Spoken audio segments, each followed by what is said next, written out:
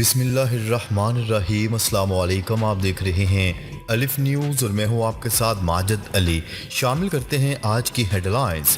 کوئی بھی سزا امریکی صدارتی انتخابات لڑنے سے نہیں روک سکتی، سابق امریکی صدر ڈونلڈ ٹرمپ۔ چین کی غنڈہ گردی کے خلاف صف آرا ممالک کے ساتھ کھڑے ہیں، امریکہ نے بڑا بیان جاری کر دیا۔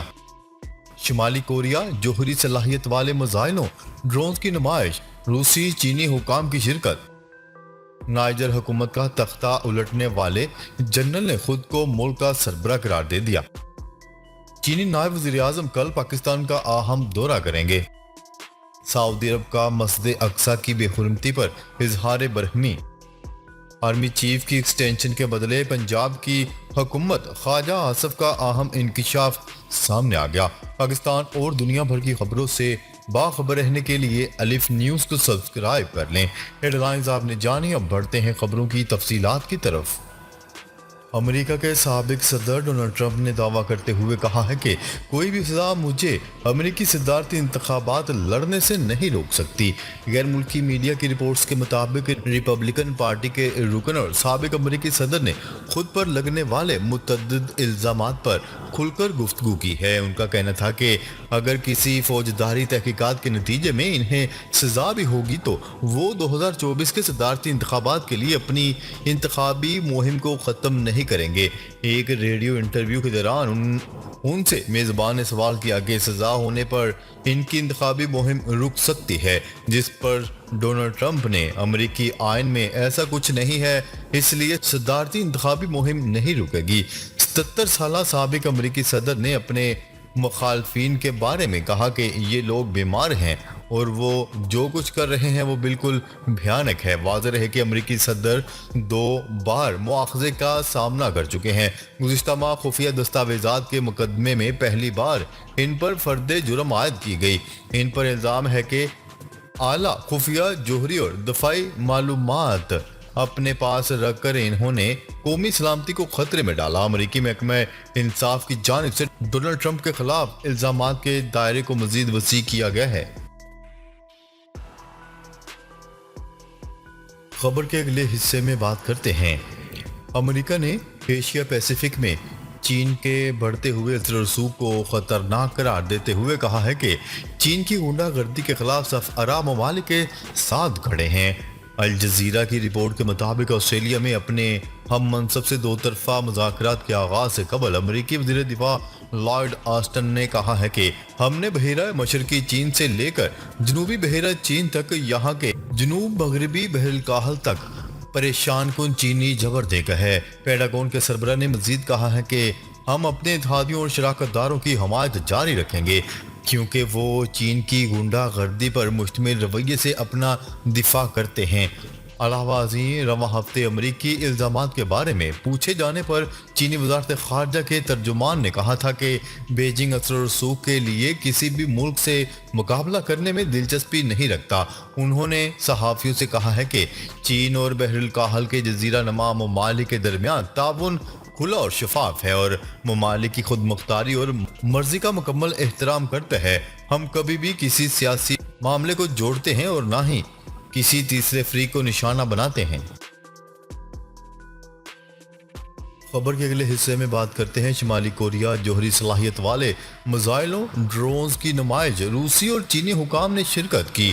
شمالی کوریا کے سربراہ کم جونگ ان نے شمالی کوریا کی فوجی پریڈ کی نگرانی کی، جس میں نئے ڈرونز اور پیانگ یانگ کے جوہری صلاحیت کے حامل بین البراعظمی بیلسٹک میزائل شامل تھے، جبکہ روسی اور چینی حکام بھی اس موقع پر موجود تھے۔ غیر ملکی میڈیا کی رپورٹس کے مطابق سرکاری میڈیا کی تصاویر میں دکھایا گیا کہ جمعرات کو رات گئے پریڈ میں شمالی کوریا کے 4 نئے ڈرونز ٹریلر پر پیانگ یانگ کے کم آل سنگ سکوائر سے لے جائے گئے، جبکہ ایک اور ڈرون فلائی اوور کے اوپر سے گزرتا ہوا دکھائی دیا۔ ہزاروں فوجیوں نے مارچ پاس کیا تو وی آئی پی اسٹینڈ میں روسی وزیر دفاع سرگئی شویگو اور چینی پولٹ بیورو کے رکن لی ہونگ کے درمیان کھڑے ہو کر کم جونگ ان نے مسکرا کر سلیوٹ کیا۔ ان میزائلوں پر اقوام متحدہ کی جانب سے پابندی عائد ہیں۔ یہ پروگرام کوریائی جنگ کی جنگ بندی کے 70ویں سالگرہ کے موقع پر منعقد کیا گیا تھا، جس سے کھلی دشمنی کا خاتمہ ہوا تھا۔ اسے یوم فتح کے طور پر منایا جاتا ہے اور کووڈ-19 وبا کے آغاز کے بعد سے یہ پہلا موقع تھا کہ پریڈ میں غیر ملکی مہمان شریک تھے۔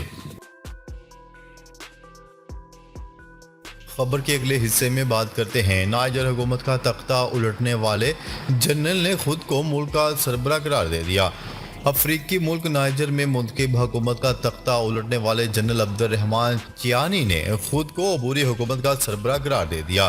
2 روز قبل نائجر کے صدارتی گارڈ جس کے سربراہ جنرل عبد الرحمان چیانی ہیں نے بغاوت کرتے ہوئے منتخب صدر محمد بازوم کی حکومت کا تختہ الٹ دیا۔ جنرل عبد الرحمان چیانی نے جمعے کے روز سرکاری ٹیلی ویژن پر خطاب کرتے ہوئے خود کو سربراہ مملکت قرار دے دیا اور کہا کہ اب وہ national council for the safeguard the homeland کے صدر ہیں۔ 62 سالہ جنرل نے اپنے خطاب میں کہا ہے کہ ملک بتدریج تباہی کی طرف بڑھ رہا تھا اور اس تباہی کا راستہ روکنے کے لیے حکومت کا تختہ الٹنا ضروری تھا۔ اپنے خطاب میں جنرل عبد الرحمان چیانی نے یہ ذکر نہیں کیا کہ کب مملکت میں انتخابات ہوں گے اور اقتدار سویلین لیڈرشپ کو منتقل کیا جائے گا۔ واضح ہے کہ نائجر کے معزول صدر محمد بازوم حراست میں ہیں۔ جنرل عبد الرحمان چیانی کے ترجمان نے سرکاری ٹیلی ویژن پر کہا ہے کہ حکمران کونسل کے سربراہ جنرل عبد الرحمان چیانی مملکت کے سربراہ بھی ہیں۔ فوجی بغاوت کے بعد سے نائجر میں آئین معطل ہے، سرحدیں بند کر دی گئی ہیں، ملک بھر میں کرفیو نافذ ہے اور تمام سرکاری ادارے بھی بند کر دیے گئے ہیں۔ خبر کے اگلے حصے میں بات کرتے ہیں چین کے نائب وزیر اعظم 30 جولائی کو 2 روزہ دورے پر پاکستان پہنچیں گے۔ ذرائع کے مطابق چینی نائب وزیر اعظم سی پیک کے 10 سال مکمل ہونے پر تقریب میں خصوصی شرکت اور وزیر اعظم شہباز شریف سے ملاقات کریں گے۔ ذرائع کا کہنا ہے کہ چینی نائب وزیر اعظم 1 اگست کو وطن واپس روانہ ہوں گے۔ دوسری جانب وفاقی دارالحکومت اسلام آباد میں چینی نائب وزیر اعظم کی آمد کے موقع پر 2 روز کی چھٹی کا فیصلہ بھی کیا گیا ہے اور اس حوالے سے ضلعی انتظامیہ نے وزارت داخلہ کو سمری بھی ارسال کر دی۔ ذرائع کے مطابق ضلعی انتظامیہ کا کہنا ہے کہ وفاقی دارالحکومت میں سیکیورٹی کے فول پروف انتظامات کیے جائیں گے۔ وزارت داخلہ کی منظوری کے بعد چھٹی کا نوٹیفیکیشن بھی جاری کر دیا گیا ہے۔ خبر کے اگلے حصے میں بات کرتے ہیں سعودی عرب کا مسجد اقصی کی بے حرمتی پر اظہار برہمی۔ سعودی عرب نے قومی سلامتی کے اسرائیلی وزیر اور آباد کاروں کی جانب سے قبلہ اول مسجد اقصی کی بے حرمتی کے واقعے پر شدید برہمی کا اظہار کرتے ہوئے اس کی مذمت کی ہے۔ سعودی خبرساز ادارے کی رپورٹ کے مطابق سعودی دفتر خارجہ نے اپنے بیان میں کہا ہے کہ منصوبہ بند طریقے سے کی جانے والی یہ سرگرمیاں تمام بین الاقوامی روایات اور معاہدوں کی سرہن خلاف ورزی اور دنیا بھر کے مسلمانوں کے جذبات کو بھڑکانے کی کوشش ہیں۔ دفتر خارجہ کا کہنا ہے کہ اس قسم کی مسلسل خلاف ورزیوں کے نتائج کی تمام تر ذمہ داری قابض اسرائیلی فوج کو بھگتنا ہوگی۔ سعودی دفتر خارجہ نے عالمی برادری سے پرزور مطالبہ کیا ہے کہ وہ قابض اسرائیلی حکام کی جانب سے صورتحال گرمانے کو ختم کرنے کے لیے اور فلسطینی شہریوں کو ضروری تحفظ فراہم کرنے اور مذکورہ کشمکش بند کرانے کے لیے اپنا فرض ادا کریں۔ خبر کے اگلے حصے میں بات کرتے ہیں وزیر دفاع خواجہ آصف نے انکشاف کیا ہے کہ سابق آرمی چیف جنرل باجوہ نے اپریل 2019 میں پنجاب حکومت سنبھالنے کی پیشکش کی تھی۔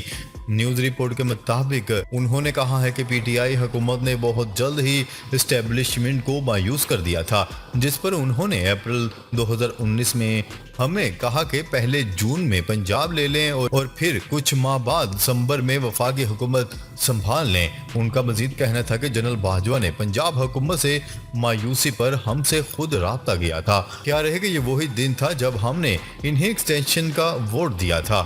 ناظرین اب تک کے لیے اتنا ہی، مزید خبریں لے کر بہت جلد آپ کی خدمت میں حاضر ہوں گے۔ تب تک کے لیے اپنا خیال رکھیے گا۔ اللہ نگہبان۔